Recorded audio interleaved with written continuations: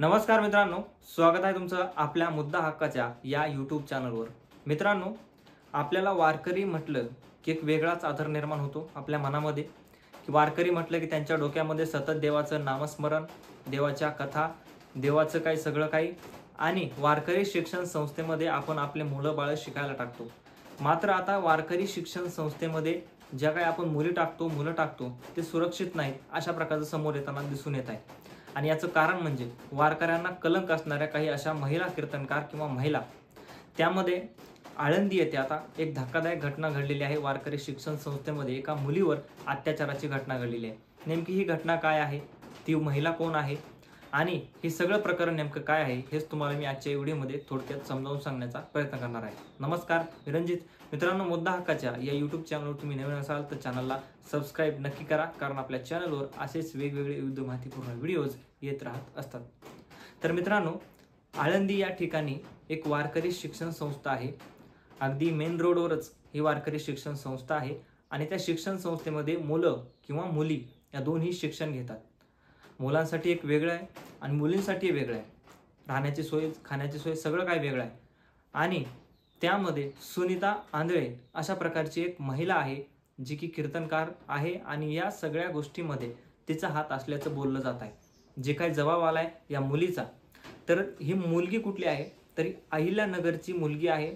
अहिल्यानगरची मुलगी होती आणि ती शिकायला त्या आळंदी येथे वारकरी शिक्षण संस्थेमध्ये आपल्या आई वडिलांनी टाकली होती। कुठंतरी आपल्या मुलीला चांगलं शिक्षण मिळावं आणि चांगलं शिक्षण मिळालं तर आपली मुलगी परमार्थिक ह्याच्यामध्ये लागल, देवाची ओढ तिला राहील आणि त्याच्यामधून 4 पैसे सुद्धा येतील अशा प्रकारच्या भावनेतून आपली जी मुलगी होती त्या वारकरी शिक्षण संस्थेमध्ये शिकण्यासाठी अहिल्यानगर येथून टाकली होती। मात्र ज्यावेळेस वारकरी शिक्षण संस्थेमध्ये गेली त्यावेळेस तिला चांगलं वाटलं, सगळं काही शिक्षण व्यवस्थित सुरू होतं आणि जी सुनीता आंधळे होती त्या सुनीता आंधळेनं आता हिच्यासोबत गैरव्यवहार करायला सुरुवात केली होती। ती गावाकडे आली एका दिवशी। गावाकडे आल्यानंतर तिला बोलावलं, तिच्या घरी गेली। थोडं पुढं चालत गेल्यानंतर तिला गाडीत टाकण्याचा प्रयत्न केला आणि तिला गाडीमध्ये टाकलं, इर्टिगा गाडीमध्ये टाकलं। 3 जण त्याच्यामध्ये होते, प्रवीण, अभिमन्यू, हे सगळे आंधळेच होते आणि या सगळ्या गोष्टीमध्ये ह्यांनी सगळं त्याच्यामध्ये टाकलं, तिला भरलं आणि त्याच्यावर बलात्कार केला अशा प्रकारचा तिचा जबाब आहे। तिच्या जबाबामधून ही सगळी घटना समोर आलेली आहे आणि सुनीता आंधळे हिच्यावर सुद्धा गंभीर आरोप करण्यात आलेले आहेत। हे सगळं काही घडून आणण्यामध्ये सुनीता आंधळेचा हात होता अशा प्रकारची माहिती किंवा अशा प्रकारचा जबाब त्या मुलीचा समोर आलेला आहे। त्या शेतकरी बापानं, ज्या बापानं आपली मुलगी शिकायला टाकली होती, त्यानं सुद्धा हा सगळा जबाब दिलेला आहे। सगळं काही मीडियावर सांगितलेलं आहे।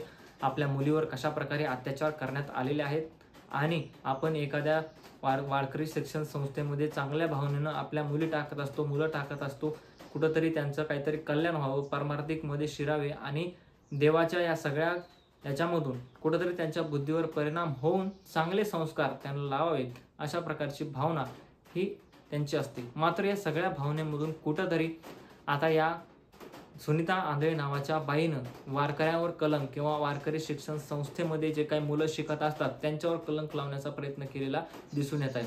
याचं मुख्य कारण म्हणजे या मुलीवर झालेला अत्याचार आणि याच्या आधीच्या बातम्या सुद्धा जर आपण पाहिल्या, याच्या आधी सुद्धा बऱ्याच वारकरी शिक्षण संस्थेमध्ये अशा प्रकारच्या घटना घडलेल्या आहेत। काही महाराजांनंतर डायरेक्ट मुलांसोबतच अशा प्रकारच्या घटना या घडून आणलेल्या आहेत। त्याच्यामुळे कुठंतरी आता महाराष्ट्रामध्ये वारकरी शिक्षण संस्थेमध्ये मुलं टाकताना नेमका काय विचार करावा, टाकावे की नाही टाकावे असा प्रश्न आता पालकांच्या मनात पडलेला आहे। मित्रांनो, या सगळ्या घटनेबद्दल तुमचं म्हणणं काय आहे? या ताईला न्याय मिळाला पाहिजे, हे तर मिळालाच पाहिजे, मात्र तुमचं मत या सगळ्या भावनेवर कमेंटमध्ये नक्की सांगा। भेटूयात नवीन व्हिडिओमध्ये, तोपर्यंत धन्यवाद।